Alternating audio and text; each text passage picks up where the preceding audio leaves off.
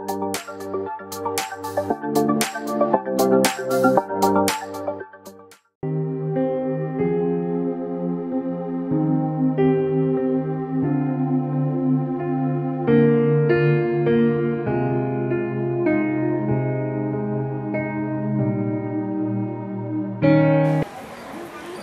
महत्त्वाची व्यक्ती जी आज रात्री आमच्यामध्ये आहे आणि जी अतिशय सन्मानास पात्र असेल तो स्वर्गीचा देव. याचं कारण जर त्याचा पुत्र या जगामध्ये त्यांनी पाठवला नसता आणि स्वर्गाच्या राज्यामध्ये जाण्यासाठी जे फुकट तार, फुकट कुठलीच किंमत आम्हाला चुकवावी लागली, सगळी किंमत त्याने चुकवली. जर त्यानं किंमत चुकवली नसती तर कदाचित या पृथ्वी तलावरती आम्हाला भटकण्याचा अनुभव आला असता, आम्ही भटकलो असतो. ना स्वर्ग पाहिला ना स्वर्ग पाहिलेल्या व्यक्तीला आम्ही पाहिलं होतं, स्वर्गही पाहिला नाही आणि ज्याने स्वर्ग पाहिला ती व्यक्ती सुद्धा मला ठाऊक नव्हती. परंतु प्रभू येशू ख्रिस्त म्हणतो मी स्वर्गात उतरलेली भाकर आहे, स्वर्गातनं तो उतरला आणि जीवनाचा अतिशय साधा सरळ सोपा देवाकडे जाण्याचा मार्ग त्याने सांगितला, एकदम सोपा मार्ग. त्याच्या अगोदर अनेक प्रकारची कर्मकांड करावं लागत होती देवाला भेटण्यासाठी. याजक लोक वर्षामध्ये एकदा परमपवित्र स्थानामध्ये देवाला दर्शन द्यावं त्या उद्देशानं कोकऱ्याचं अर्पण, त्याचं रक्त त्याला घेऊन त्या परमपवित्र स्थानामध्ये जात. आणि एवढं करून सुद्धा जर पाप क्षमा मिळाली नाही तर याजकाचं बलिदान किंवा याजकाचं मरण त्या पवित्र स्थानामध्ये होतं. म्हणजे आतमध्ये जाताच येत नव्हतं. एक प्रकारची भीती देवाला भेटण्यासंबंधात. वर्षामध्ये एकदा याजक गॅरंटी नाही की आतमध्ये गेल्यावर परत येईल, वर्षात एकदा ती प्रोसेस होते. विचार करा, जेव्हा तो वाचून याजक परत येईल ना तर त्याला पुढच्या वर्षाची भीती आहे. या वर्षी वाचलो, पुढच्या वर्षी वाचेल का नाही माहित नाही. इस्रायल लोकांचं पाप, या पापाबद्दल देव क्षमा करेल करणार नाही या प्रकारची प्रचंड भीती आणि दडपण त्याच्या अंतःकरणामध्ये होतं. म्हणजे कुठल्याही प्रकारचं सुटका नाही, भयात्मक सुटका नाही, मृत्यूपासून सुटका नाही. ना इस्रायल लोकांना ना याजकाला एक प्रकारचं भीतीदायक वातावरण त्या काळामध्ये होतं. परंतु एकदा प्रभू येशू ख्रिस्त आला, त्यानं क्रुसावरचं मरण स्वीकारलं आणि तिथून पुढं मंदिराचा पडदा फाडला आणि सांगितलं आता पुन्हा मरण नाही. एकाच्या मृत्यूनं जगातल्या प्रत्येक व्यक्तीची मृत्यूची बंधनं तोडली म्हणून तो सर्वश्रेष्ठ आहे. आता मृत्यूची भीती आहे. परंतु आम्हाला देवाच्या जवळ पोचण्याचा मार्ग पाहिजे, देवाच्या जवळ गेलं पाहिजे. बरं काय होतं प्रॉब्लेम माहिती का, मंदिरामध्ये आम्ही जातो, पालकाच्या जवळ असतो, सेवकाच्या जवळ असतो आणि तिथं जाण्यासाठी आमची धडपड असते. मी तिथं का नाही, काय केल्यानं मी पालकाच्या जवळ राहील, एखाद्या सेवकाच्या जवळ राहील, पण कोणी सुद्धा देवाच्या जवळ जाण्याचा मार्ग शोधला नाही. आणि आम्हाला स्वतःला देवाच्या जवळ जाण्याचा मार्ग तयार करावा लागणार आहे. ऐका, तुम्ही देवाच्या जवळ पोचणं तुमची गरज आहे. आणि एकदा तुम्ही देवाच्या जवळ गेला ना त्यानंतर तुम्हाला जगाची थोडी सुद्धा पर्वा नसणार. एवढे सगळे मोठे संत होऊन गेले, एवढे मोठे देवाचे सेवक होऊन गेले, त्यांनी कधी मरणाची पर्वा केली नाही, कधीच नाही मरणाची पर्वा. अहो एवढे बंदीशाळेमध्ये फटके खाल्ल्यावरती पेत्रानं पौलानं परमेश्वराचा त्याग केला पाहिजे. बस झालं, किती फटके खायचे, किती लोकांकडनं अपमान सहन करायचा. पण तरी सुद्धा आम्ही पाहतो हे लोक तेवढ्याच ताकदीनं बंदी शाळेतनं बाहेर पडून पुन्हा सुवार्ता प्रसार करतो. कारण त्यांना माहितीये आम्हाला देवाच्या जवळ गेलं पाहिजे. सगळ्यात मोठी समस्या काय माहिती का, आम्ही आहे त्या जीवनामध्ये खूप समाधानी, बस एकदम ओके आहे सगळं काय. आणि याचा परिणाम आमचं आत्मिक जीवन जितकं स्ट्रॉंग बनायला पाहिजे तेवढं स्ट्रॉंग बनत नाही. 80 वर्ष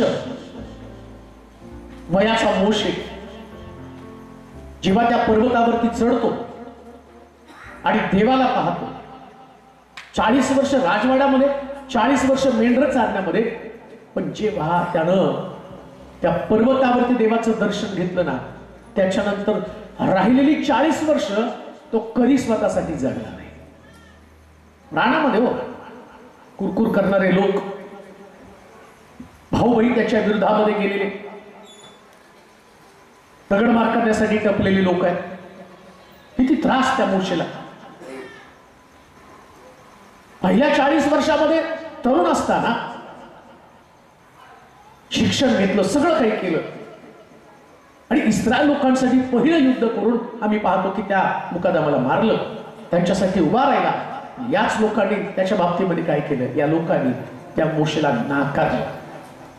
निराश झाला मोशे. नाकारल्यामुळं रानामध्ये जाऊन त्यांनी 40 वर्ष मेंढर चालली. आणि आता देवानं त्याला दर्शन दिलं.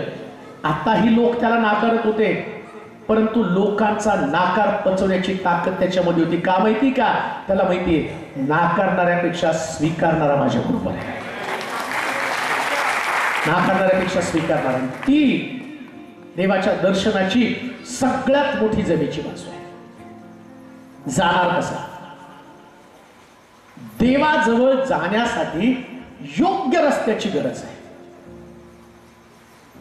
तुम्हाला लोक वेगवेगळे मार्ग सांगतात कसं देवाच्या जवळ जायला पाहिजे, कशी सुटका मिळाली पाहिजे. मी तुम्हाला देवाच्या जवळ जाण्याचा शास्त्रशुद्ध मार्ग सांगेल, बिब्लिकल, बायबलमध्ये असणारा मार्ग. बस झालं, फार आरोग्य मिळालं, फार सुटका मिळाली, फार साक्ष घडल्या, त्या रोजच घडणार. येशूच्या नावातलं कामच आहे, ते घडणारच आहे. आरोग्य मिळालं, प्रश्नाची उत्तरं मिळाली, देवाच्या जवळ पोचला का आणि का नाही पोचला, कारण काय न पोचण्याचं. ज्या दिवशी तुम्हाला देवाच्या जवळ तुम्ही औरंगाबादचे लोक पोचतील ना, औरंगाबादचे लोक आहेत तसे कधीच राहणार नाहीत, कधीच राहणार नाहीत. पौल म्हणतो ना, देवाच्या जवळ गेल्या कारणानं आता ख्रिस्तापासून मला कोण तोडेल, कोण विभक्त करेल. इतका जवळ गेला हो, आम्ही तिकडं लांब आहोत, इतकं लांब आहोत ना की देवाच्या जवळ पोचण्याची तगमगच आमच्या अंतःकरणामध्ये नाही. आज प्रभूकडे जाण्यासाठी जो मार्ग स्वतः, अनुवादाचं पुस्तक 19 अध्याय 3 वचन आपण वाचणार आहोत. अनुवादाचं पुस्तक 19 अध्याय आणि त्याचं 3 वचन.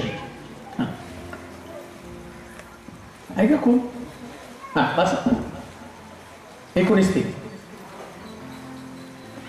मनुष्यवध करणाऱ्या कोणालाही तेथे पळून जाता यावे, मनुष्यवध करणाऱ्या कोणालाही तेथे पळून जाता यावे, पळून जाता यावे म्हणून रस्ते तयार कर. आणि जो देश तुझा देव परमेश्वर तुला वतन करून देत आहे, त्या देशाचे 3 भाग कर. मुख्य भाग. कोणी मनुष्यवध केला तर मनुष्यवधासाठी बायबलमध्ये सांगितलं, डोळ्याबद्दल डोळा, हाताबद्दल हात, दाताबद्दल दात. मनुष्यवध केला, शिक्षा पक्की आहे, पापाबद्दल दंड पक्का आहे. बरं, आता मानवी विचार आहे, मानवी बुद्धी आहे, राग अनावर होतो. स्वर्गामध्ये सुद्धा आम्ही पाहतो की स्वर्गात राहणारे देवदूत त्यांना राग आला, देवदूतांना राग आला का स्वर्गात राहून सुद्धा. आणि त्याने देवाच्या विरुद्ध बंड केले आणि देवदूतांना देवाने स्वर्गातनं खाली टाकून दिले. युद्ध झालं, राष्ट्र संपली, जगाचा अंत झाला. ना पशु उरले, ना पक्षी उरले, ना प्राणी उरले. आकाशातनं एक तारा पडताना पाहिला आणि असं म्हटलं, सारी राष्ट्र उद्ध्वस्त झाली. आता प्रभू विचार करत आहे. नोहाच्या काळामध्ये तेच घडलं. पाप केलं देवानं, सगळ्या जगाचा नाश करून टाकला. आता देवाला प्रश्न पडला, माणूस काही बदलत नाही, सारखा पाप करतो, मी सारखं त्यांना मारतो, हे सारखे चुकतात, यांना सारखं दंड देतो, तो हे सुधारणार कसे? मग प्रभूनं एक मार्ग निवडला. कोणता मार्ग? तो एकानं मनुष्यवध केला, म्हणजे पाप केलं. तर त्याला लपण्यासाठी एक जागा असते. ऐका, देवाकडे जाण्याचा मार्ग मी तुम्हाला सांगत आहे. सगळे चुकतात जीवनामध्ये, कोणी परफेक्ट नाही.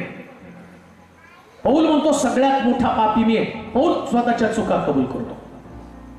प्रत्येक व्यक्ती चुकणार आहे, पण चुकलेल्या व्यक्तीला टाळ्यावरती आणण्यासाठी किंवा त्याला स्वर्ग राज्याची प्राप्ती होण्यासाठी कुठला तरी एक मार्ग पाहिजे, कुठली तरी एक जागा पाहिजे की त्यानं पुन्हा पश्चाताप करावा आणि देवाकडे या, पुन्हा पश्चाताप करा. तेव्हा तुम्हाला मारण्यामध्ये मजा नाही वाटत. तो एक व्यक्ती चुकली, अग्नी पाठवावा, ते घडलं जुन्या करारामध्ये. सदोम गोमोराचा नाश केला, प्राचीन जगाचा नाश केला. नोहाच्या काळामध्ये आम्ही पाहतो जगाचा नाश झाला. प्राचीन जग कोण होतं? जे आदामाच्या अगोदरचं जग, त्याचाही नाश करून टाकला. आता किती नाश करणार करून कोण? आणि मग तो म्हटला, या खून करणाऱ्या, मनुष्यवध करणाऱ्या व्यक्तीला वाचण्यासाठी एक मार्ग आवश्यक आहे. कोणता मार्ग? कोण वाचवणार आहे? कशा पद्धतीने तो वाचणार आहे? तुम्ही आणि मी रोज चुकत आहोत. प्रत्येक दिवशी आम्ही चुकत आहोत. पाप आहे आमच्यामध्ये, सगळ्यामध्ये पाप, सगळ्यांमध्ये चुका आहे, सगळ्यांमध्ये दोष आहे. मग तो पाळक असो, सेवक असो, कितीही मोठे सेवक असले तरी सुद्धा ते चुकतात. मी मागे एक सुंदर क्लिप वाचली होती. माझ्या सेवेमध्ये माझा सगळ्यात फेवरेट व्यक्ती होते बेनेन. खूप छान व्यक्ती, पाहिलं त्यांची सेवा. अगदी मी मला वाटते 10वीला असतानापासून त्यांचे व्हिडिओज पाहत होतो आणि म्हटलं की काय प्रभावी सेवा त्या व्यक्तीची. परंतु एकदा बेनेनची पत्नी तिची मुलाखत त्या ठिकाणामध्ये दाखवली आणि त्यांची पत्नी काय म्हणते माहिती का? बेनेन खूप चांगला प्रीचर आहे, खूप चांगला पाळक आहे, पण बेनेन एक चांगला पती नाही. त्यांच्यात पण चूक आहे, ते पण चुकले. परिवार कुटुंब चालवत असताना, देवावरती प्रेम करत असताना आम्ही पाहतो काही चुका तुमच्यामधनं होण्याची शक्यता आहे आणि घडतातच. कोणीच परफेक्ट नाही.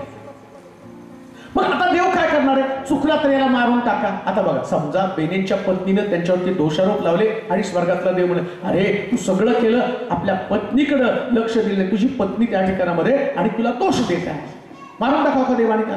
ते म्हटलं नाही, वाचायला पाहिजे सगळेजण. आणि विचार करा, सगळे मारले तर स्वर्ग कोणासाठी? देव स्वर्गात एकटा राहणार आहे का?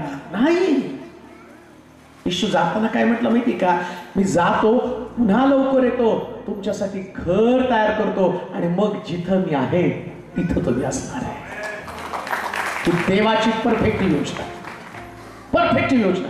आता पाप माझ्याकडनं घडलं. मी तुम्हाला पुन्हा सांगतो, कोणी व्यक्ती 100% प्युअर नाही, कोणीच नाही प्रिया. आणि सैतान नेमकं तुम्हाला काय करतो माहिती का? तो तुम्हाला टॉर्चर करतो मानसिक दृष्ट्या. तू पापी आहे, तू पापी आहे, तू पापी आहे, तू चुकणार आहे आणि देव तुला वापरणार नाही. तो टॉर्चर करतो. पण आता आम्हाला तो मार्ग तर माहित पाहिजे ना. आणि असं पवित्र शास्त्रामध्ये म्हटलं, कुणी मनुष्यवध केला आणि मनुष्यवध केलेल्या व्यक्तीला वाचण्यासाठी एक ठिकाण तू तयार कर. आणि त्या ठिकाणाचं नाव काय माहिती का? शरणपूर. एखाद्यानं जर गुन्हा केला, दंड आणि त्याला शिक्षा मिळावी आणि त्या व्यक्तीने शिक्षा मिळण्यापासून, नीट ऐका बरं का, समजा एखाद्या व्यक्तीनं खून केलं. आता खून केल्यावरती त्या ठिकाणात सगळे जे पंच लोक आहेत, इस्रायल मधले पंच लोक, ते एकत्र यायचे आणि म्हणायचे अमक्या अमक्यानं खून केला, आता त्याला दगडमार करून मरेपर्यंत शिक्षा द्यायची. आता प्रभूनं काय सांगितलं माहिती का? तुला मरणापासून वाचायचं ना तर शरणपुरामध्ये पळून जा. मोशेला नियम दिला, काही पुरण किंवा खेडी किंवा त्याला असं म्हटलं की काही गावं निर्माण कर. आज आम्ही पाहतो की इथं ह्याच्यामध्ये पण आपण कुठं राहिलो सकाळमध्ये आता सकाळी कुठं गेलो होतो पुरा पुरा काय म्हणतो पदमपुरा अजून काय शांतीपुरा ऐका नाही शांती माहित नाही शांतीपुरा पदमपुरा आम्ही शांतीपुरामध्ये पण गेलो होतो बरेच जण शांतीपुरा हो पदमपुरा शांतीपुरा तसं इकडं आम्ही पाहतो इकडं शरणपूर होतं नाशिकमध्ये बरं का ते शरणपूर सगळे लोक त्या ठिकाणामध्ये बसतात पाप केलं की त्यानं जीव वाचवण्यासाठी शरणपूरमध्ये जाऊन थांबायचं शरणपूरमध्ये गेला किती पण मोठा दंड असेल तर त्या शरणपूरमध्ये रस्ता माहीत असल्यावर तुम्ही पोचला शरणपूरमध्ये गेल्यावर त्या व्यक्तीला एवढं हाय वाटायचं आता कुठला न्यायाधीश येऊ दे जज येऊ दे प्रभूनं वाचण्याचा रस्ता मला दाखवला शरणपूर आता तिथं गेलो आता माझ्यामध्ये मरणाची भीती नाही आम्ही गाणं पण म्हणतो नाही का तू मेरा शरण स्थान तू मेरा त्याला शरणपूर तू मेरा शरण स्थान तू मेरा गड आहे हे शरणपूर तुम्हाला वाचण्याचं ठिकाण कोणतं माहिती का माझा प्रभू येशू ख्रिस्त हेच तुमच्यासाठी वाचण्याचं ठिकाण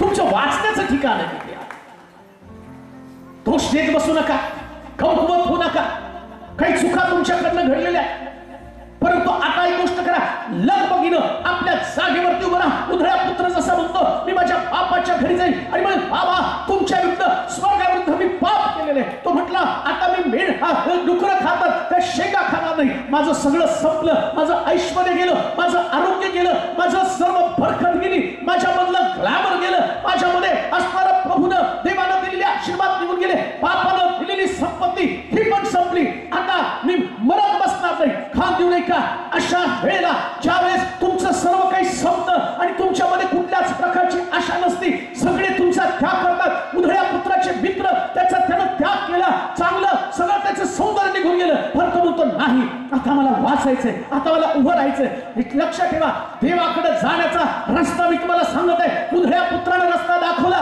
देवानं मोशेच्या द्वारे रस्ता दाखवला कुणी किती मोठा गुन्हेगार असेल पण तो शरणपूरमध्ये आला तर लक्षात ठेवा तो म्हटला त्याचा दंड त्याला माफ करण्यात यावं आज रात्री याच असणाऱ्या गुन्ह्यापासून माफी मिळणारा रस्ता मी तुम्हाला सांगत आहे उधळ्या पुत्र म्हणतो मी माझ्या बापाच्या घरी जाईल आणि म्हणेल बाबा तुमच्या विरुद्ध स्वर्गाविरुद्ध मी पाप केलेले देवाकडे जाण्याचा रस्ता हा पश्चातापाचा रस्ता आहे जेव्हा तुम्ही पश्चाताप करता देवाकडे जाता तुमचे सगळे गुन्हे माफ होतात एक सुद्धा दोष प्रभू आठवत नाही आज रात्री मी तुम्हाला सांगतो पश्चाताप दग्ध होऊन प्रभूकडे तुम्ही जाणार आणि म्हणाल प्रभू तुझ्या विरुद्ध स्वर्गाविरुद्ध मी पाप केलं एक कन्फेशन एक कबुली तो म्हणतो माझा हरवलेला मुलगा मला परत मिळाला आता तुला चाकर म्हणून नव्हे माझा मुलगा म्हणून मी तुला स्वीकार चाकर नाही दोषाची भावना घेऊन तसं जगू नका तुमच्यासाठी एक रस्ता आहे तुमच्यासाठी एक रस्ता आहे लोक तुम्हाला दोष देतात आणि लोकांचं काम तुम्हाला दोष देणार प्रत्येक व्यक्ती तुम्हाला दोष देणार पाळकाला पण लोक सोडत नाही मोशेच्या बाबतीमध्ये काय झालं ज्या स्त्री बरोबर त्यांनी लग्न केलं त्याची बहीण आणि अहरोन दोघं सुद्धा त्याच्या विरोधामध्ये केले दोष दाखवणारच मोशे त्यानं वादविवाद केला नाही तो गेला परमेश्वरा हे लोक अशा पद्धतीने माझ्याशी वर्तन तू काळजी करू नकोस मोशे त्यांना घेऊन ये मंडपात तू बाहेर काढ माझ्यासमोर हजर कर मोशे त्या लोकांना घेऊन आला तेव्हा देव त्याची त्यानं चूक केली निर्गमाच्या पुस्तकामध्ये केली नाही मोशेने चूक केली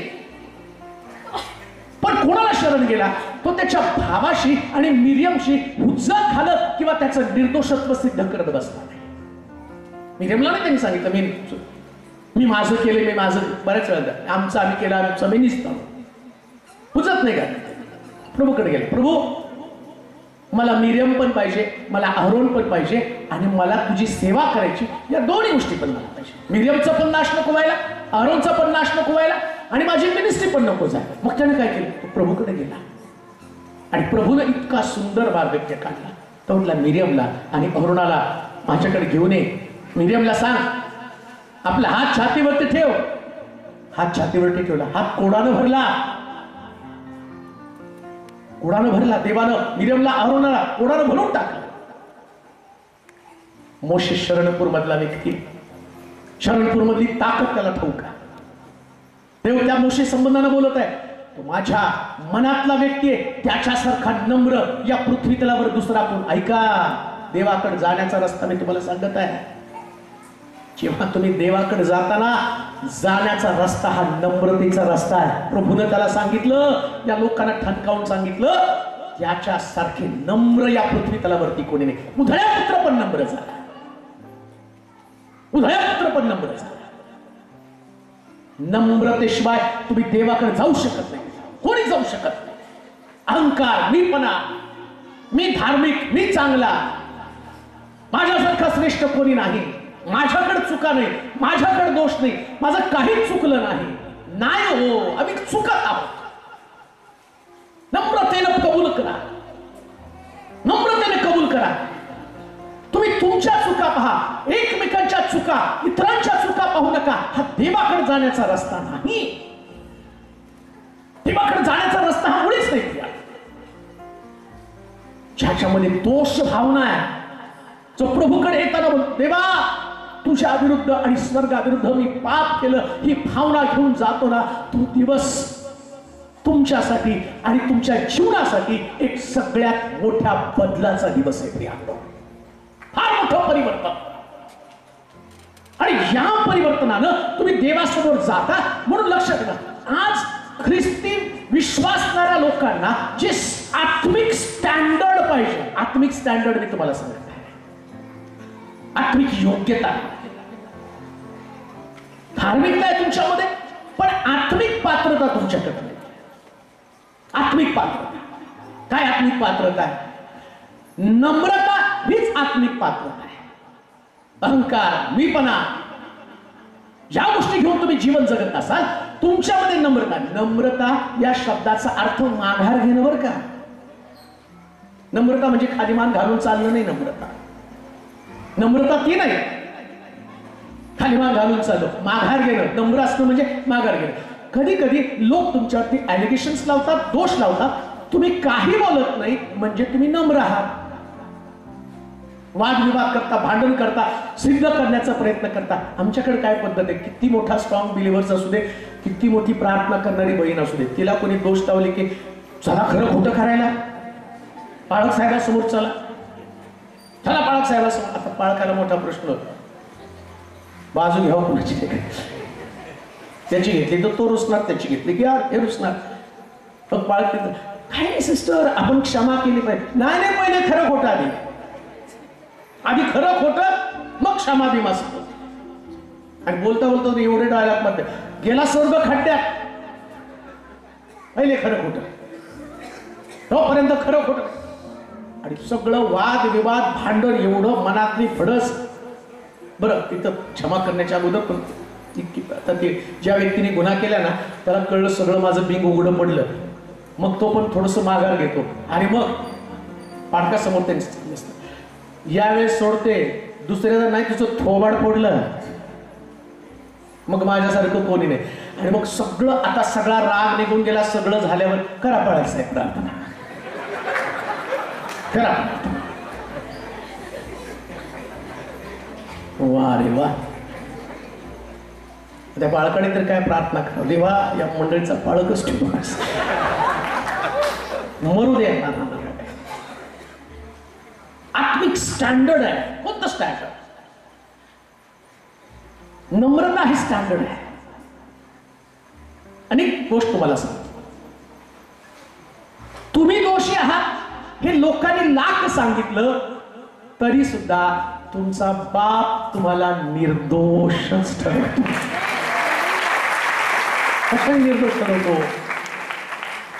कारण आपल्या पुत्राचं रक्त तुमच्यासाठी सांडलं आणि रक्ताच्या द्वारे तुम्ही निर्दोष आहात.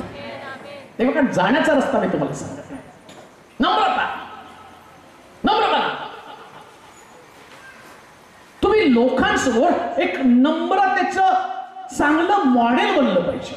मॉडेल लोकांनी तुम्हाला पाहिल्याबरोबर ना त्यांनी म्हटलं पाहिजे नम्र बनावं. तर असं अजून एक गोष्ट मला सांगतो. असं म्हटलं की प्रभू येशू ख्रिस्त गाढवीच्या शिंगरावरती बसून जावळ्याच्या रविवारी त्यांनी यरुशलेमेत प्रवेश केला आणि त्याचं एक वचन त्या ठिकाणामध्ये सांगितलं.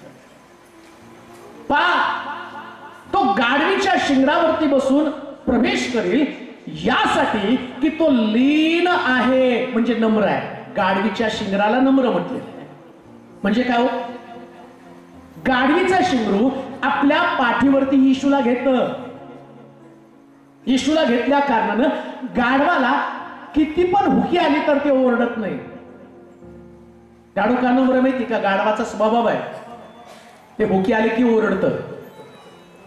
आणि आमचा पण स्वभाव आहे, हुकी आले की कोणाच्या नावाने बोंबलत बसतो. कोणाचं पण, आणि कोणाचंच काय मिळलं नाही ना टाइमपासला, कुठले तरी विषय काढून गाढवासारखं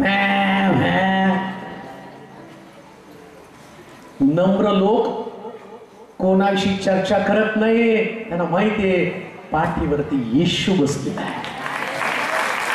ही नम्रता. येशूला आवडत नाही कुणाची चर्चा, कोणाविषयीचे अपशब्द, कोणाची निंदा, कोणाविषयीच्या कमतरतेविषयी टिंगल टवाळी करणं हे कधीच प्रभूला आवडत नाही. अजून एक गोष्ट मी तुम्हाला सांगतो, तुम्ही जेवढा दुसऱ्यांचा न्याय कराल तेवढं देव तुमचा अधिक न्याय करेल. ज्या मापानं, सगळं माहिती आहे, ज्या मापानं दिलं जाईल त्या मापानं. बरं तुम्हाला देव देताना कसं देणार आहे? हलवून हलवून. अजून शिगोशिक, दाबून दाबून. तुम्ही दुसऱ्याची निंदा करताना देव म्हणतो हिची निंदा अशी कर, दाबून दाबून दाबून, हलवून हलवून हलवून, शिगोशिक शिगोशिक शिगोशिक. आणि तुम्ही एकाची करता सारं गाव तुमची निंदा करतं. म्हणून लक्षात ठेवा, शरणपूर मध्ये जाताना तुम्ही म्हणता प्रभू माझं मुख आता कोणाविषयी वाईट बोलणार नाही. माझं मुख देवाचा धन्यवाद करेल, माझं मुख देवाची स्तुती करेल, माझं मुख परमेश्वराचं गौरव करेल. ही शरणपूर मधली ताकद आहे. दोषी म्हणून लोकांना दोष देण्याचं काम करू नका. निर्दोष जीवन जगा. दाविदासारखं माझं पाप नित्य माझ्या समोर आहे, माझं पाप नित्य माझ्या समोर. मार्काचं शुभवर्तमान 11 अध्याय 8 वचन वाचा पटकन. मार्काचं शुभवर्तमान 11 अध्याय 8 वचन. सापडतं का? अरे नवा करार जुना करार. तुम्ही मिटिंगला दबे घेऊन आला काय? बायबल घेऊन सोडून.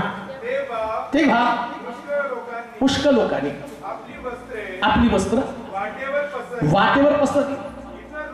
इतर लोकांनी शेतामळ्यातून डहाळ्या म्हणून आणून त्या वाटेवर पसर. कसं काय? बस मार्ग तयार करायचा हो, येशूच्या जवळ जाण्याचा मार्ग तयार करायचा, देवाच्या जवळ जाण्याचा. कसं काय देवाच्या जवळ जाणार आहे? येशूला यरुशलेमेत यायचंय, क्रुसावरती जाणार आहे, येशूसाठी मार्ग तयार करायचा. प्रॉब्लेम काय माहिती का? आम्ही नेहमी आमच्यासाठी मार्ग तयार करण्याचा प्रयत्न करतो. आमच्यासाठी मार्ग. काही लोकांचे मला फोन आले बरं का, इकडे मीटिंग असताना, पाटील साहेब तुमची सवय असं आम्ही ऐकलं. म्हटलं होय.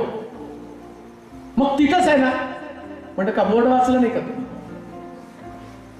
फक्त पाळाचाराची सभा. मग नाही म्हटलं ते कुठं नाही. मी म्हटलं सांगितलं त्यांना काय यशवंतराव चव्हाण सभागृह मध्ये माझी सभा. अहो असं कशाला केलं? ते आमच्या घराच्या जवळ होतं ना. म्हणजे मला तर न कधी कधी असं वाटतं हे लोक इतके आळशी बनतील ना, ते देवाला देवा एवढ्या लांब या नको, स्वर्गच खाण्यात. कसं काय एवढ्या लांब यायचं? स्वर्ग खाली आण ना त्यापेक्षा. आणि कुठं? आमच्या जवळ जिथं गुटक्याच्या टपऱ्या, जिथं पानाच्या टपऱ्या, जिथं रोज उठल्यावर भांडण आहे तिथं. तो लक्षात ठेवा, जिथं जायचं ना तिथं जाण्यासाठी रानात जाऊन त्याने डहाळ्या तोडून आणल्या. हो, रानात गेले डहाळ्या तोडताय. राजाविषयीची उत्कंठा आहे. राजाचं पहिला फोकस माझ्याकडे असला पाहिजे. आज या सभागृहामध्ये असणाऱ्या लोकांसाठी एक गोष्ट मी तुम्हाला सांगतो, तुम्ही पुष्कळ आहात, पण एक व्यक्ती इथं अशी असेल की जिने येताना डहाळी घेऊन आली, रानामध्ये गेली आणि रानामध्ये जाऊन एक गोष्ट ती म्हणत आहे, ज्या रस्त्यानं माझा राजा येणार आहे त्याच्या पायाखाली माझी दहाडी असावी का? राजाचं स्वागत मला करायचं, राजाचं स्वागत. जनरल लोक डब्यात नका. मी नेहमी लोकांना सांगतो, कधी सुद्धा जनरल डब्यातला प्रवास करू नका. लोकांना जनरल डब्यातला प्रवास लय आवडतो, स्वस्त असतो ना. मग तिथे बिड्या फुकणारे पण असतात, ठोसाठोशी करणारे पण असतात नाही का जनरल डब्यामध्ये. पण त्याच्यात एक चांगलं असतं, काकडीवाला, फुगेवाला, अजून काय ते चणे फुटाणे भेळवाला, ते सगळे येतात. अजून ते क्लिपा, हेडफोन, हेड नाही पण फोन आहे सगळ्या त्या डब्यामध्ये. तसं बघा या जनरल डब्यामध्ये तुम्ही बसताना आज लोक हेडफोन लावून सिनेमाची गाणी ऐकत बसले असतील घरामध्ये आणि रात्री झोपताना प्रार्थना करतील, आला तर घेऊन जा बरं का प्रभू, आला तर घेऊन जा स्वर्गामध्ये. कोणी सांगितलं तुम्हाला तो स्वर्ग? अहो नाही हो, रानात जाऊन डहाळ्या घेऊन याव्या लागतात. देवाकडे जाण्याचा मार्गच आहे. इस्रायल लोकांना देवानं रानामध्ये 40 वर्ष चालवलं. कुठं चालवलं? रानामध्ये. रानात मध्ये येतो तुम्हाला देव. तुम्हाला काय वाटतं? एकदम सुंदर मार्ग तयार करायला पाहिजे, एकदम छान मार्गाने न्यावं. इकडं बाजूला झाडी. आम्ही याच्यामध्ये बघितल्यावर अमेरिकेमध्ये इतके सुंदर रस्ते, खूप छान रस्ते. आणि अमेरिकेची आता परिस्थिती काय माहिती का? लोकांना एवढी चांगल्या राहणीमानाची सवय लागली, एवढं सगळं त्यांची आणि आपल्या जीवनाला अशा पद्धतीने तयार केलंय. परवा मी वाचलं की अमेरिकेतले चर्चेसमध्ये आता पब चालू झालंय. चर्चेसमध्ये पब, डिस्को. चर्च बंद झाले, त्याच्यात पब चालू झाला.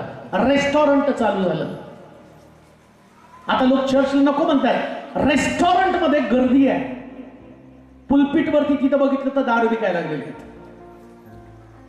आजूबाजूला जिथं वाद्य वाजवण्याचा वाद्यवृंद होता तिथं वेगवेगळ्या प्रकारच्या वस्तू विकायला लागल्या. ही जगाची परिस्थिती आहे, कारण लोकांना रानात जायला नको आहे. रानातला कठीण अनुभव त्यांच्याकडे नको. पण मला तुम्हाला सांगू द्या, जेव्हा तुम्ही प्रभूकडे जाता तेव्हा रानातला मार्ग असतो, कठीण मार्ग असतो, फार कठीण मार्ग असतो. कठीण मार्गावरती चालल्याशिवाय तुम्ही देवाच्या अंतःकरणामध्ये कधी जागा निर्माण करू शकता. कठीण मार्ग, फार कठीण मार्ग. कधी उपाशी राहावं लागेल, कधी लोक तुम्हाला सोडून जातील. काय म्हटलं प्रभू येशू ख्रिस्त? मनुष्याचा पुत्र तुम्हाला थोड्या वेळाने दिसणार नाही. मरियला तर म्हणतो, मला हात लावू नको, मला माझ्या बापाला भेटायला जायचंय. मला हात लावू नको, मला स्पर्श करू नकोस, बापाला भेटायला जायचं. असाच नाही पोचला.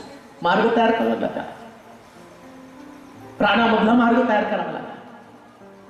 बापाला भेटण्याचा मार्ग कोणता? डोंगरावरती जाऊन शेवटची प्रार्थना करताना तो मार्ग किती कठीण आहे त्याला कळतो. बापा, हा प्याला माझ्यापासून टळू दे, या मार्गाने मी नाही पोचू शकत तुझ्यापर्यंत. तो म्हटला, नाही, तुला हे करावं लागेल. दुसऱ्यांदा त्याला पकडलं, त्याची दाढी केस उपटली, तोंडावरती थुंकलं, पाठीवरती फटके मारले, काट्यांचं मुकुट डोक्यामध्ये घातलं आणि क्रुसावरती दिलं. आणि प्रभू त्याला सांगतो, हाच मार्ग माझ्याकडे येण्याचा मार्ग आहे, हा मार्ग माझ्याकडे येण्याचा मार्ग आहे. तुला वाटतं तितक्या सोप्या मार्गानं तू माझ्यापर्यंत पोहोचू शकत नाही. का देऊ नाही का? प्रभूकडे तुम्ही येत असताना ज्या मार्गाने तुम्ही चाललेला, हा मार्ग रानातनं डहाळ्या आणण्याचा मार्ग आहे. डहाळ्या घेऊन या, कठीणपणाला सामोरं जा. परंतु कठीणपणाला सामोरं जात असताना तुमचं मिशन आणि तुमचं विजन असलं पाहिजे. याच्यावरून राजा चालत चालत माझ्या घरापर्यंत पोहोचला पाहिजे. याच्यामध्ये चालत चालत माझा प्रभू माझ्या हृदयामध्ये यायला पाहिजे. देवाकडे जाण्याचा मार्ग कोणता? रानातनं डहाळ्या घेऊन यायच्या. रानामध्ये जा. ख्याली खुशालीचं ऐश आरामाचं जीवन जगणारे लोक देवाच्या अंतःकरणात कधी जागा निर्माण करू शकत कधीच नाही. तुम्ही आहे तसं जगाल, स्वर्गामध्ये कसं पोचणार आहे? कसं पोचणार आहे? का तुम्हाला कन्फ्युजन नाही का? बायबल सांगतं, माझ्या पित्याच्या घरात राहण्यासाठी पुष्कळ जागा आहे, पण सगळे नाही पोचणार. अरुंद रस्ता आहे, कठीण रस्ता आहे, राजमार्ग आहे. या राजमार्गावरून जात असताना तुम्हाला विशेष प्रकारची प्रिपरेशन करावी लागते, खास तयारी करावी लागते. आणि सगळ्यात दुःखाची गोष्ट काय माहिती का, आम्हाला सामान्य मार्गावरून चालण्याविषयीची उत्कंठ आहे. परंतु बायबल सांगते या ठिकाणी आम्ही पाहतो उधळ्या पुत्रानं मार्ग केला, इस्रायल लोकांनी मार्ग तयार केला, मरियेनं सुद्धा येशूसाठी मार्ग तयार केला. आज सकाळी खूप आनंद वाटला. म्हणजे मला तसं कधी वाटत नाही बरं का, नाही तर लोक उद्या रांगच लावतील तू असं चिपाय. असं विनोद त्यांच्या चर्च मधले सगळे लोक मला एक संदेश प्रभूनं दिलाय, गुरु आणि शिष्य याचं नातं, आणि ते मी देणार. काय झालं माहिती का, गुरु आणि शिष्य आम्हा लोकांना फक्त पाळक आणि मंडळी माहिती आहे, परंतु पाळक आणि मंडळी नंतर गुरु आणि शिष्य एक नातं आहे जो शिकवतो. आणि तुम्ही बघितलं तर पहा, ज्यांच्याकडे बायबल नाही पण त्यांच्याकडे गुरु शिष्याचं नातं जर तुम्ही बघितलं, कधी कधी तो व्हिडिओ पाहतो, ते गुरु येतात आणि सगळे लोक त्या गुरु समोर पालथे पडतात, त्याचं सोडून द्यावं. तुम्ही सगळे ते बघताच, तुम्ही मला माहिती आहे इंडियन आयडल नाही का, मग तो पोरगा गाताना ना त्याचा गुरु त्याच्या समोर असतो, तो असाच का, तर गुरुला पाहिलंय, त्याची रिस्पेक्ट त्याच्या समोर असतो. आणि प्रभू येशू ख्रिस्त सुद्धा त्या शिमोनाच्या घरामध्ये आल्यावर ना मरिया येते, आणि मरिया काय करते, आपल्या चरणाने, आपल्या अश्रूने येशूचे चरण पुसते आणि त्याच्या चरणावरती आलाबस्त्र कुपी फोडती. आणि आलाबस्त्र कुपी फोडल्यावर सगळं घर वासानं भरून जातं. मी मार्ग सांगते बरं का तुम्हाला देवाकडे जाण्याचा, देवाच्या अंतःकरणात जागा तयार करण्याचा. पण आता काय झालं माहिती का, मरियेनं आलाबस्त्र खोपी फोडली, अश्रूने त्याचे चरण धुतले, तर तिथं काही धार्मिक लोक होते. आणि या धार्मिक लोकांनी काय चर्चा केली माहिती का, जर खरंच हा संदेश असताना तरी कोण बाई त्याच्या पायाला हात लावत आहे ना ते त्याला कळलं असतं. त्या बाईच्या स्पर्शाकडे त्यांचं लक्ष आहे. धार्मिक लोकांचा सगळ्यात मोठा प्रॉब्लेम काय माहिती का, ते नेहमी त्यांचं पाहणं जे ते प्रभूच्या चरणाकडे नाही तर त्या बाईच्या हाताकडे आहे. चरणाकडे नाही त्यांचं लक्ष, हाताकडे लक्ष आहे. कसा स्पर्श करत आहे, ती कोण आहे. येशूला सगळं माहिती आहे. ज्या येशूला माशाच्या पोटातली 2 नाणी माहितीये, त्या येशूला मरियेच्या अंतःकरणातली भावना माहित नाही का. एक गोष्ट ध्यानात ठेवा, जेव्हा तुम्ही प्रभूकडे येता तुमच्या भावना देवाला माहित असतात. आणि जेव्हा तुम्ही प्रभूकडे येता मग येशू त्यांना काय म्हणतो, अरे शिमोना, मी तुझ्या घरी आलो आणि तुझ्या घरी आल्यावर गुरुचे पाय शिष्याने धुवायचे असतात. ही साधी पद्धत पण तुला माहित नाही. साधी पद्धत आहे, जो तुला शिकवतो तो तुझा गुरु आहे आणि त्या गुरुचे पाय तो धुवायला पाहिजे. मरियेनं, तिला तर ते कळलं, ती पापी आहे पण तिला कळलं गुरुचे पाय शिष्याने धुवायचे असतात. आणि तिने पाण्याने नव्हे तर आपल्या अश्रूंनी माझे पाय धुतले. आणि साधं सुद्धा नव्हे, आलाबस्त्र कुपी माझ्या पायावरती फोडली. हे गुरु शिष्याचं नातं असतं. लक्षात ठेवा, देवाच्या जवळ पोहोचण्याचा मार्ग कोणता, गुरु आणि शिष्याचं नातं. गुरु आणि शिष्याचं नातं आहे. तुम्हाला नाही समजणार. आज ज्या पद्धतीनं आत्मिक लोक आहेत ना, आत्मिक लोकांची सारी वेळ लोकांचे उणे दुणे काढण्यामध्ये त्यांनी वेळ खर्च करून टाकलेला आहे. मरिया कोण आहे, येशू कोण आहे, येशूला कळत नाही का. मंडळीमध्ये पण तसं, पाळकाला काहीच कळत नाही. बाळासाहेबाला काही कळतच नाही. कशाला त्या मरियेला जवळ येऊ दिलं, हीच भावना लोकांमध्ये. बाळकाला काही कळत नाही. आणि कित्येक वेळा आपल्या गुरुविषयी आपण अपशब्द काढतो आणि त्या अपशब्दानं परमेश्वर रागावतो. काय म्हणलं शमूएलला, शमूएल म्हणत आहे, प्रभू हे लोक राजा मागत आहेत. ते म्हणतात आम्हाला शमूएल नको, राजा पाहिजे. बाकीच्या लोकांना राजा आहे तसं आम्हाला पण राजा पाहिजे. प्रभू त्याला काय म्हणत आहे, अरे त्याने तुला नाकारलं नाही, त्याने मला नाकारलं. एका गुरुमध्ये प्रभू आपल्या स्वतःला पाहतो. गुरु शिष्याचं नातं लक्षात ठेवा. पास्टर विनोद, आशीर्वाद प्रार्थना भवनाचे ते गुरु आहे. देवापर्यंत पोहोचण्याचा मार्ग कोणता माहिती का, गुरु आणि शिष्याचं नातं. आमेन म्हणाल का. तुमच्या गुरुविषयी ज्या पद्धतीचे तुमचे संस्कार, तुमच्या अंतःकरणामध्ये तुमच्या गुरु संबंधाने तुमची भावना काय. जेवण त्या ठिकाणामध्ये शिमोनानं दिलं, पण प्रभूचं लक्ष शिमोनाच्या जेवणाकडेच नाहीये. त्याने नाही त्याच्या जेवणाचे कौतुक केलेलं आहे. का नाही का? जेवणापर्यंत तुमचं आत्मिक जीवन मर्यादित ठेवू नका. जेवणापर्यंत बरेच लोक चला ना आमच्या बरोबर तुम्ही जेवायला. अहो, तुमच्या बरोबर जेवायला येतो, पण जेवण संपल्यावर तुम्ही दुसऱ्यांबरोबर बोलताना माझ्याविषयी काय चर्चा करता ते पण महत्वाचं आहे ना. काय चर्चा करता? आता त्या शिवनाच्या घरात काय चर्चा? येशू जर खरा संदेश असता तर त्यानं त्या स्त्रीला मरियेला आपल्या पायाला हात कालवू दिला असता. ही चर्चा आहे. मग काय त्या जेवणाचा फायदा झाला? काय त्या जेवणाचा उपयोग झालाय? मरियेनं तसं केलं, ती रडत नाही. लोक तिला नाव, आणि बघा ते लोक तिला नावं ठेवते. आता या लोकांनी केलेल्या चर्चा शास्त्रामध्ये नोंद करून ठेवल्या. शास्त्रामध्ये लिहिलं बरं का त्यांनी काय चर्चा केलेली आहे. ज्या अर्थी तुम्ही चर्चा करता, मी पुन्हा तुम्हाला सांगतो, तुमच्या गुरुविषयीची केलेली सगळी चर्चा जशी त्या शिमोनाच्या घरातली चर्चा नोंद आहे, तसं तुमच्या घरात तुमच्या गुरुची केलेली चर्चा नोंद असणार आहे. समजतंय का तुम्हाला? बोलवू नका मला परत,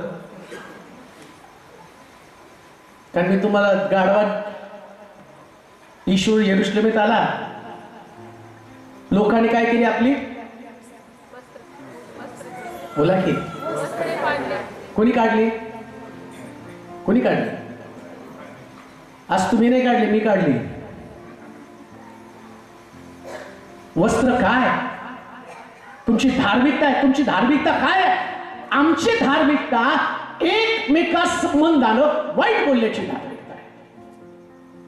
वस्त्र काढून येशूच्या पायाखाली टाकले. गुरु शिष्याचं नातं. कोणता मार्ग? कोणत्या मार्गाने गेला? जशी मरिया शिमोनाच्या घरामध्ये गुरु शिष्याचं नातं घेऊन गेलेली आहे. खरे धन्य ते लोक गुरु शिष्याचं नातं जमतात आणि त्या मंडळीतलं वातावरण एकदम सुरेख करतात. लक्षात घ्या, शिमोनाचं घर दोन गोष्टीसाठी खास प्रकारे आणि शास्त्रामध्ये नोंद केलं गेलं. एक गोष्ट येशू त्या घरामध्ये होता, आणि दुसरी गोष्ट या घरामध्ये मरिया आणि शिमोन आणि त्याच्या आजूबाजूचे लोक, या लोकांच्या केलेल्या चर्चा, याच्यासाठी ते घर आणि ओळखलं गेलं. वधस्तंभी जाण्याच्या अगोदरची गोष्ट. आज मंडळीमध्ये येशू आहे, पण मंडळी चर्चा कसल्या आहे? तुम्हाला देवाच्या जवळ पोहोचायचं. मी प्रभूच्या जवळ जाण्याचा मार्ग तुम्हाला समजावून सांगत आहे. कसं पोहोचणार आहे देवाच्या जवळ? कान देऊ नये का? जेव्हा तुम्ही देवाच्या घरामध्ये येता त्यावेळेस तुमची चर्चा दुसरी कोणती नव्हे, तर तुमची चर्चा फक्त जिवंत देवाची चर्चा असली पाहिजे. तुमच्या चर्चेचा केंद्रबिंदू फक्त प्रभूच असला पाहिजे. प्रिया, ईश्वरला बोलवून सुद्धा त्याच्याविषयी कोणी चर्चा करत नाही. उत्पत्तीचं पुस्तक 32 अध्याय 3 ते 5 वचनं. उत्पत्तीचं पुस्तक 32 अध्याय 3 ते 5 वचनं. देवाला भेटण्याचा मार्ग मी तुम्हाला समजावून सांगत आहे. उत्पत्तीचं पुस्तक 32 अध्याय. कोणाला मिळेल त्यांनी पटकन वाचा. मग याकोबानं सेईर देशात आदोम प्रांतात आपला भाऊ एसाव याच्याकडे जासूस आगाऊ पाठवले. त्यांना त्यांनी आज्ञा दिली की माझा स्वामी एसाव याला जाऊन सांगा की आपला सेवक याकोब म्हणतो, मी आजवर लबानाकडे उपरा असं जाऊन राहिलो होतो. आता माझी गुरं, गाढव, शेरड, मेंढर, दास व दासी माझ्या स्वामींची कृपादृष्टी माझ्यावर व्हावी म्हणून हा निरोप मी पाठवित आहे. बस. याकोब सुद्धा एसावाला भेटण्याचा मार्ग त्याला माहिती. नीट आहे का? नीट आहे का?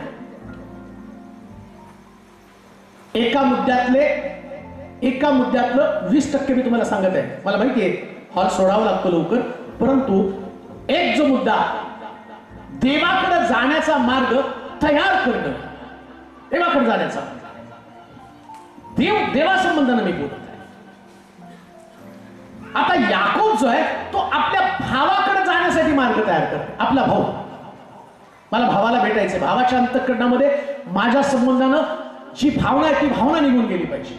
माझ्या भावाला मी फसवलं, एसावाला मी फसवलं, ज्येष्ठपणाचा अधिकार हक्क मी त्याला फसवून घेतलेला आहे. आता मला माझ्या भावाकडे जायचंय. त्याच्या भावाकडे अनेक वर्षांना तो चाललेला आणि त्याला माहितीये माझ्या भावानं मला राखावं, मला मारून टाकू नये, म्हणून तो काय म्हणतो माहिती का, मी लाबानाच्या घरामध्ये सेवा चाकरी केली आणि देवानं मला आशीर्वादित केलं, मला कळप दिला, मला सगळं काही दिलं. आता ज्याच्यासाठी त्यानं स्ट्रगल केलं, देवानं त्या ठिकाणामध्ये या याकोबाला त्या संपत्ती आणि जी काही गुरढोरं सगळं काही चाकरी करून मिळालं. आता त्यानं फसवून जे मिळवलं, आता फसवून मिळाल्यावर त्याच्या मनामध्ये एक प्रकारची खंत निर्माण झाली. नाही, माझ्या भावाकडे जाऊन त्याच्यातला राग मला घालवून टाकायचा. नीट आहे का?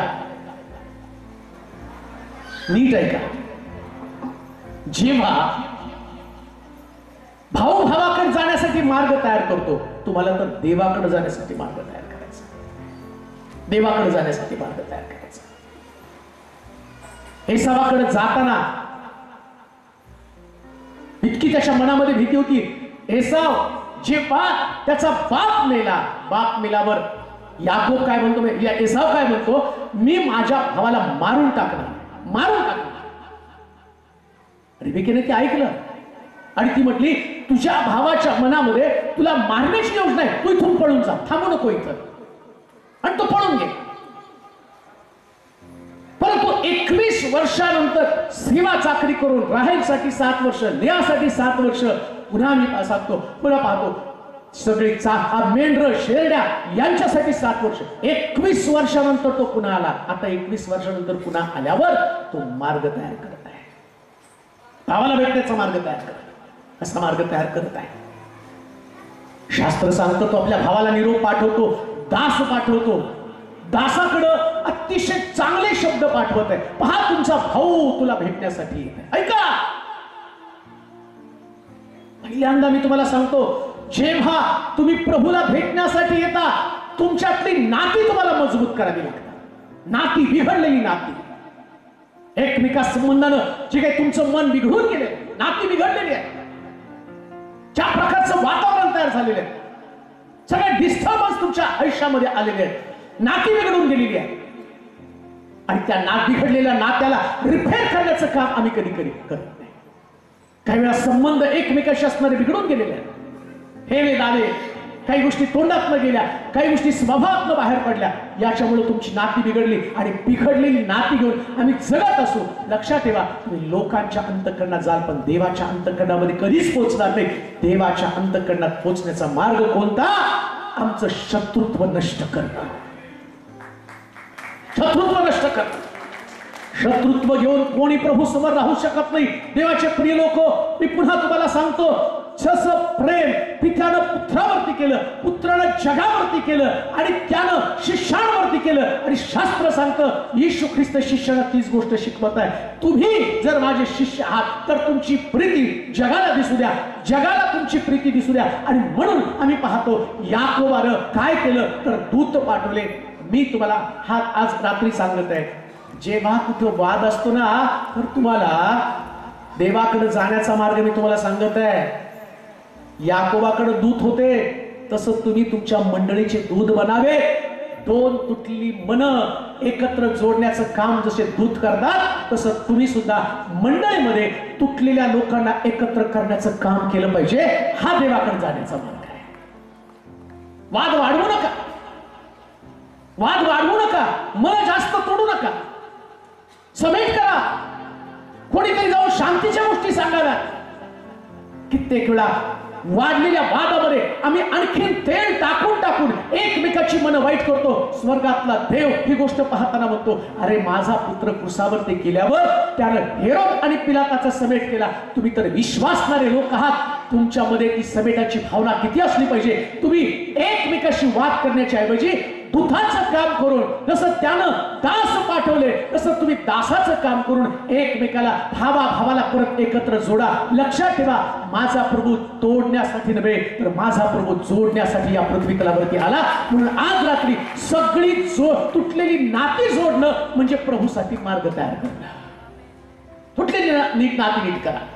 अजून एक वचन वाचूया, 32 अध्याय 25 ते 28 वचन. 32 अध्याय 25 ते 28 वचन.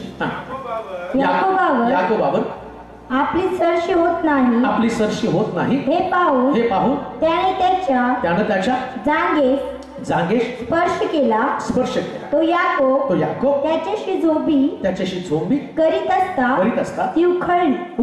मग तो म्हणाला पाठ होत आहे, मला जाऊ दे. तो म्हणाला तू मला आशीर्वाद दिल्या वाचून मी तुला जाऊ देणार नाही. बस मनुष्य देवाला कधी वर चढतो?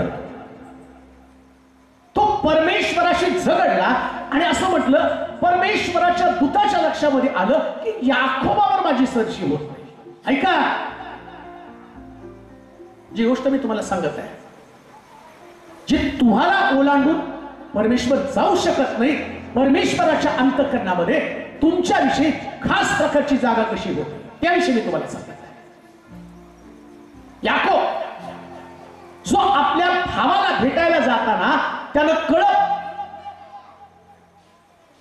दासी, मुलं, मेंढर, शेरडे सगळे आपल्या बरोबर घेतले आणि ते कळप या एसावासाठी त्यानं पाठवून दिले. एसावाला म्हटलंय, हे कळप तुझे. ऐका, मी देवासंबंधानं बोलत आहे, कसं येसावाचा राग शांत केला देवानं हे मी तुम्हाला सांगते. नीट ऐका. आज रात्री तुमचे विचार बदलून जाणार आहेत आणि कसे आशीर्वाद देव तुम्हाला दिल्याशिवाय जात नाही याच्याविषयी मी तुम्हाला ओलांडूनच जाऊ शकत नाही. तुम्हाला आशीर्वादाची गरज, तुम्ही झोपी करता, झोपी करून पण तुमच्या हातात आशीर्वाद निसटून जात नाहीच. तुमच्या हातामध्ये आशीर्वाद. स्ट्रगल आहे बिझनेसमध्ये, स्ट्रगल आहे नोकरीसाठी, स्ट्रगल आहे आरोग्यासाठी, स्ट्रगल आहे लग्न जुळवण्यासाठी, स्ट्रगल आहे तुमचं व्यक्तिगत जीवनामध्ये असणारं प्रेशर घेऊन तुम्ही जगत आहात. फार प्रश्न आहे तुमच्याकडे, फार अडचणी तुमच्याकडे, फार समस्या तुमच्याकडे, आर्थिक असणारे आशीर्वाद त्याच्याशी लढता नोकरीची समस्या, लेकरांची समस्या, पतीची समस्या, कितीतरी. कोण तुम्हाला मार्ग दाखवणार आहे? कसं पोचणार आहे देवाच्या जवळ? कसं पोचणार? काय मार्ग की तिथं आम्ही पोचणार आहोत? कशा पद्धतीने आम्ही देवाच्या जवळ पोहोचणार? आणि हे करताना एक गोष्ट लक्षात ठेवा, तुम्हाला देवाच्या जवळ जाण्याचा मार्ग माहित पाहिजे. याकोबानं देवाच्या जवळ पोहोचण्याचा, भावाच्या जवळ पोहोचण्याचा मार्ग त्यानं काय केले? कळप पाठवून दिले आणि तो म्हणतो, आपल्या दासाला देवानं एवढं आशीर्वादित केलं तर या कळपाचा तुम्ही स्वीकार करा. नीट आहे का? या कळपाचा तुम्ही स्वीकार करा. जेव्हा प्रभू तुम्हाला आशीर्वादित करतो ना, तेव्हा तुमचे कळप तुम्ही तुमच्या देवासमोर आणायचे. का माहिती का? तुमचा देव घेणारा देव नाही बरं का, तुमचा देव देणारा देव आहे. एसावानं याकोबानं पाठवले. आता दोघांचं पण भांडण कशासाठी होती? प्रॉपर्टीसाठीच. दोघांचं भांडण प्रॉपर्टीसाठी, आशीर्वादासाठी भांडण आहे. आता याकोब एसावाला ज्या गोष्टीसाठी तो भांडण करून निघून गेला किंवा फसवून गेला, तीच गोष्ट याकोबाला एसावाला देत आहे. घे बघ तुझं कळप, एवढं मला मिळालं, ह्या कळपाचा स्वीकार कर. बघा, आता त्याला त्याचा मोह नाही राहिला. का? त्याला माहितीये मला भावाच्या मनात जागा तयार करायची. लक्षात ठेवा, त्यानं आपला आशीर्वाद याकोब एसावासमोर आणला. तुमच्याकडे पण देवानं काहीतरी आशीर्वाद दिले. तुमचे आशीर्वाद तुम्ही तुमच्या समोर ठेवू नका, तुमचे आशीर्वाद देवासमोर न्या. देव त्याच्यातले आशीर्वाद तुम्हाला देणार आहे. जरा जोरात वाजवा टाळ्यावर देवाच्या लोकांचं. 25 फुगट ते पण द्यायचं तुम्हाला म्हणतो.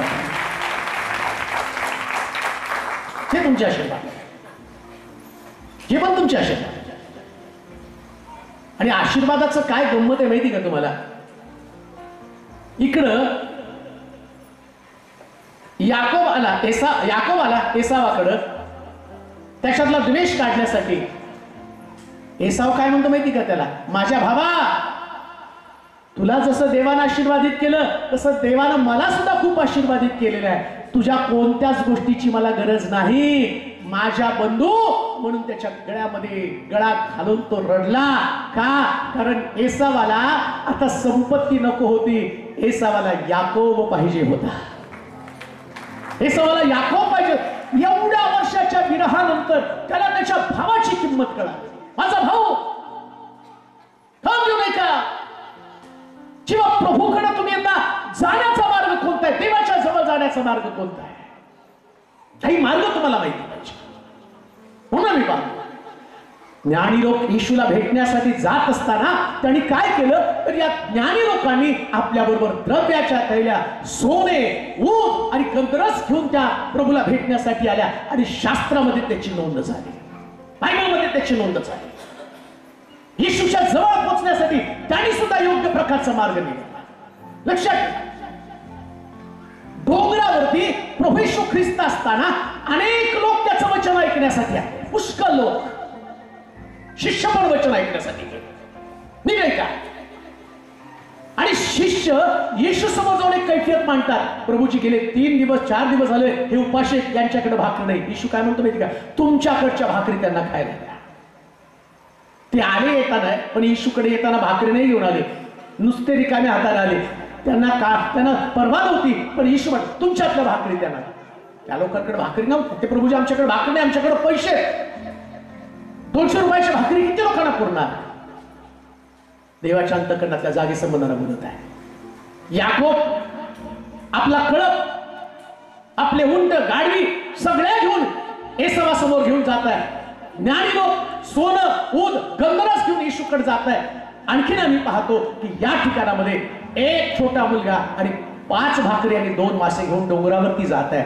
आणि बायबल सांगतं येशूनं त्या ठिकाणामध्ये या छोट्याच्या मुलाची गोष्ट म्हणून 5 भाकरी आणि 2 मासे हे शास्त्रामध्ये खास लिहून ठेवून गेलं का. लक्षात ठेवा, जेव्हा प्रभूकडे जाता त्यास तुमचं सगळं प्रभूच्या स्वाधीन करा. का, कारण तुम्ही इतिहास बनून जाणार आहात.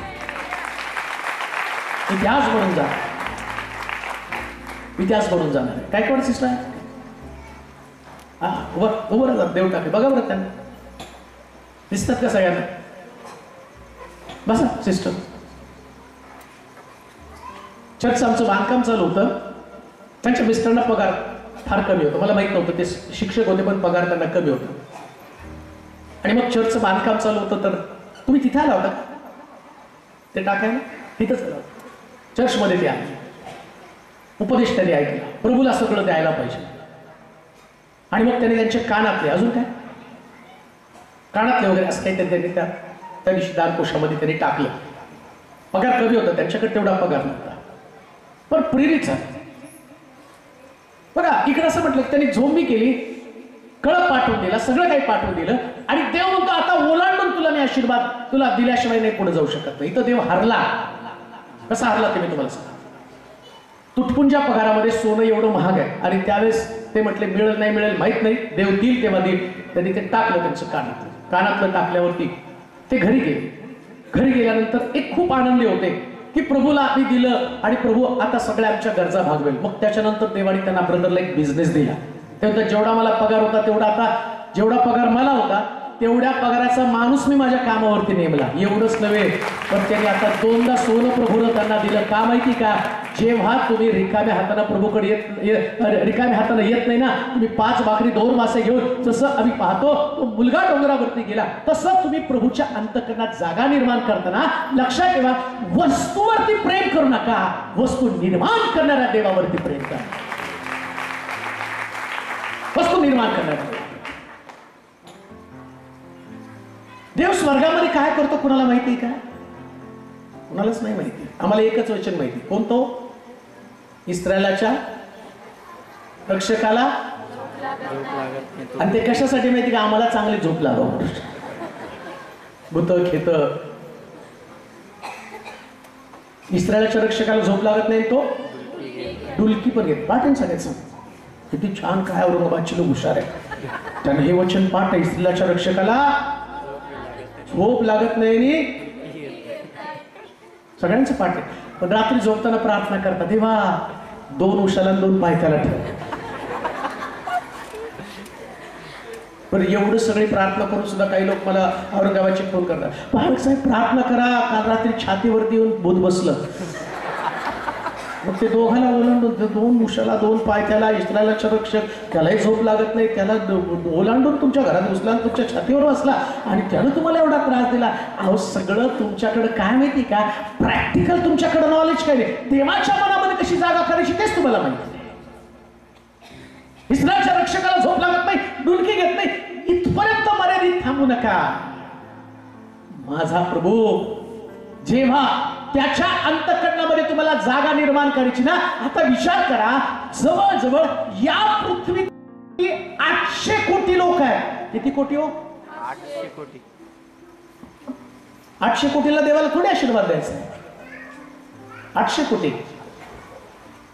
मी इथं औरंगाबाद मध्ये आलो, बरेच लोक आले. पळक साहेब, आमच्याकडं एक जेवणाचं निमंत्रण स्वीकारा, ऍटलिस्ट चहा, कोणी म्हणतं नाश्ता. आता मी जर म्हटलं ना 1-2 दिवस थांबतो, कोणाला पाहिजे तर मला घरी जेवायला घेऊन जा, 200 लोक तर सहज येतील आमच्याकडे. आमच्याकडे कारण आमच्याकडे बाबा तुमचे पाय आमच्या घराला लागू द्या, तुमचे पाय लागू द्या आमच्या घराला. या ना कोण माझे पाय, गेल्यावरती पादुका ठेवून तुम्हाला ठेवून जातो. आणि तुझे पाष्टांचे बोट आहेत, मी चालतो आमच्या घरी या, आमच्या घरी, आमच्या घरी या.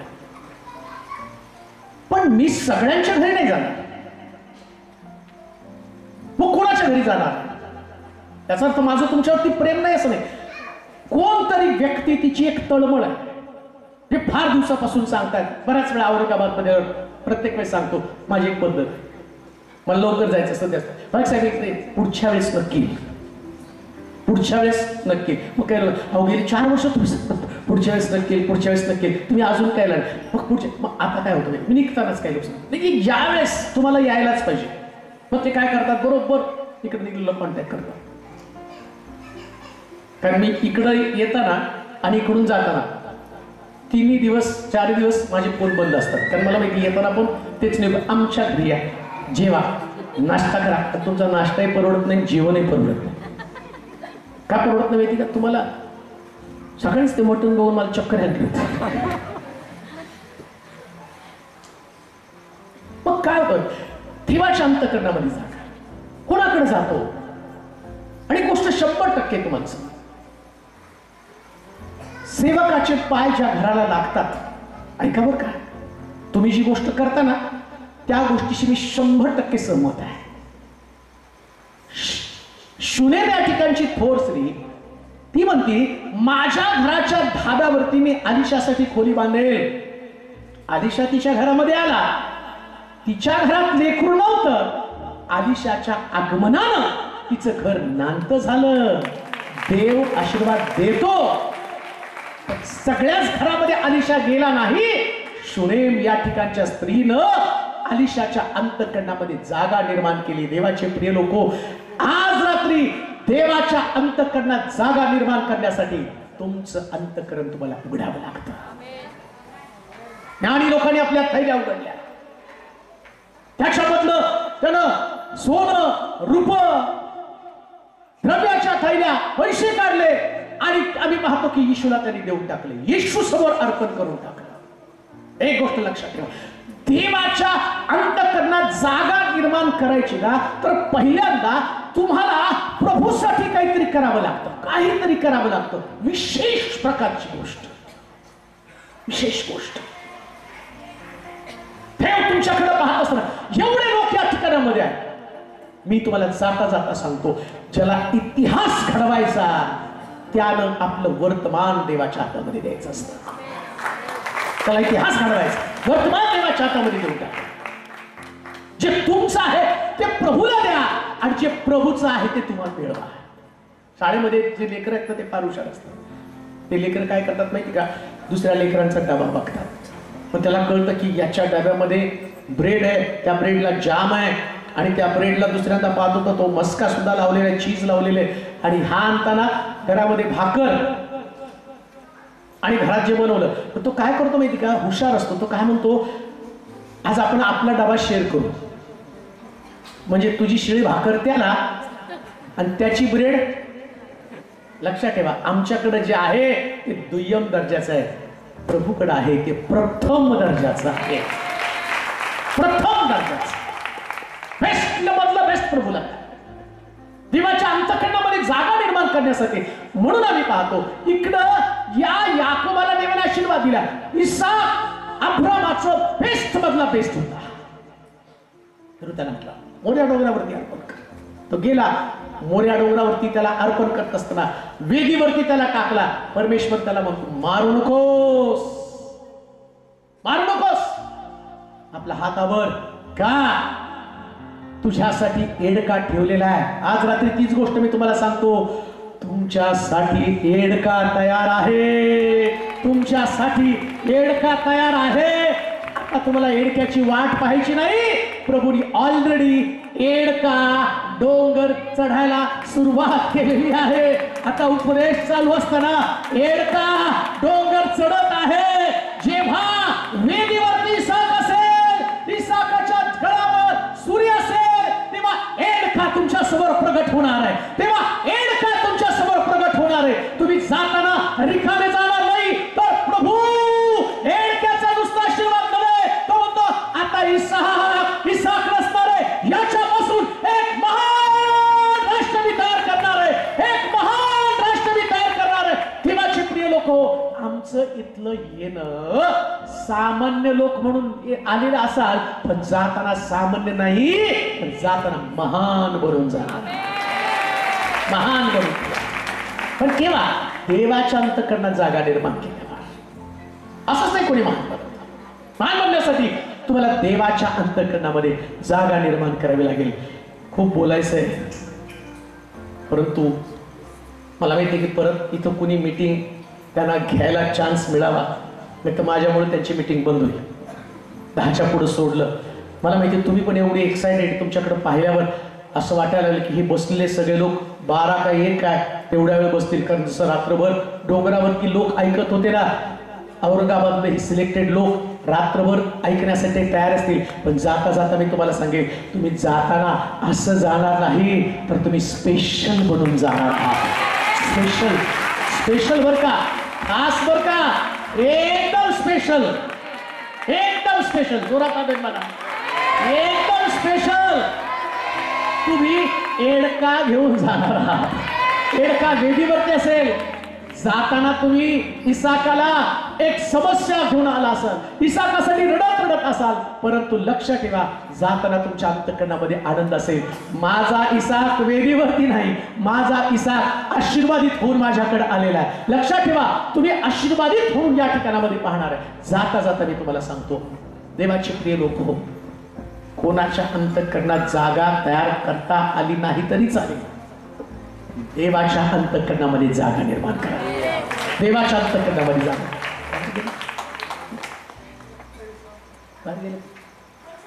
ऐका, आपल्या जागेवर त्या बरोबर आहे. पटकन पटकन 5 मिनिटामध्ये क्वायर जर कुठं असेल पटकन आलं तर आलीत का? ओके. आपले डोळे बंद करू, आपले डोळे बंद करूया, आपले डोळे बंद करूया. प्रभूचं वचन आपल्याकडे आलेलं आहे. कोणीकडे तिकडे पाहू नका. आता हो, किती सुंदर देवाचं सानिध्य. तुम्हाला काय बनायचंय? रडत जाणारा इसाक डोंगर चढताना रडत गेला, पण इसाक येताना नुसता इसाक आला नाही, तर एक महान राष्ट्र म्हणून तो खाली उतरून आला. महान राष्ट्र म्हणून खाली उतरून आला. तुम्ही येताना रडत आला होता, रडत आला होता. तुम्ही येताना रडत आला होता. आता जाताना रडत जाणार नाही, तुम्ही महान राष्ट्राचे आशीर्वाद घेऊन जाणार. महान राष्ट्राचे आशीर्वाद. तुझ्यासाठी मोठा आशीर्वाद आहे, तुझ्यासाठी मोठा आशीर्वाद आहे. निराशेमध्ये, दुःखामध्ये, कष्टामध्ये, पीडेमध्ये तुझे दिवस संपलेले आहेत. आता एक नवीन सुरुवात, नवीन सुरुवात, नवीन सुरुवात. येताना आपल्या पायाचं दुखणं, आपल्या पोटाचं दुखणं, आपल्या बॉडीचं दुखणं, शरीरावरती असणाऱ्या अनेक प्रकारच्या व्याधीला घेऊन तो आली, पण जाताना तू तशी जाणार नाही. एक मोठं राष्ट्र, एक मोठं राष्ट्र. तुझी कांती बदलेल, तुझं शरीर बदलेल, तुझे विचार बदलतील, सगळं बदललं जाणार. कोणाला वाटतं आज रात्री प्रभूपासून मोठ्या राष्ट्राचे आशीर्वाद? आपली जागा सोडा, पटकन पुढे या, पटकन पुढे या. ज्याला वाटतं मी काहीतरी करावं, एक गीत चालू असताना आपले हात उंच करा. कोणी सुद्धा जर देव तुम्हाला प्रेरणा देत नाही तर पुढे येऊ नका, तुम्ही आशीर्वादित होणार नाही. पण माझा विश्वास आहे, जेव्हा गीतं चालू असतील, आराधना चालू असेल, तेव्हा देव स्वर्ग उघडणार आहे. स्वर्गातला देव तुमच्याकडे पाहत आहे. आपलं ठिकाण सोडा, आपली जागा सोडा, आपले डोळे बंद करा, आपले हात उंच करा. कोणीच इकडे तिकडे पाहू नका. अरिबाशाखानामा सोडू. हात उंच करा, हात उंच करा, हात उंच करा. मला माहिती पुष्कळ लोकांना पुढे यायचं, पुष्कळ लोकांना पुढे यायचं. ओ थँक्यू जीसस.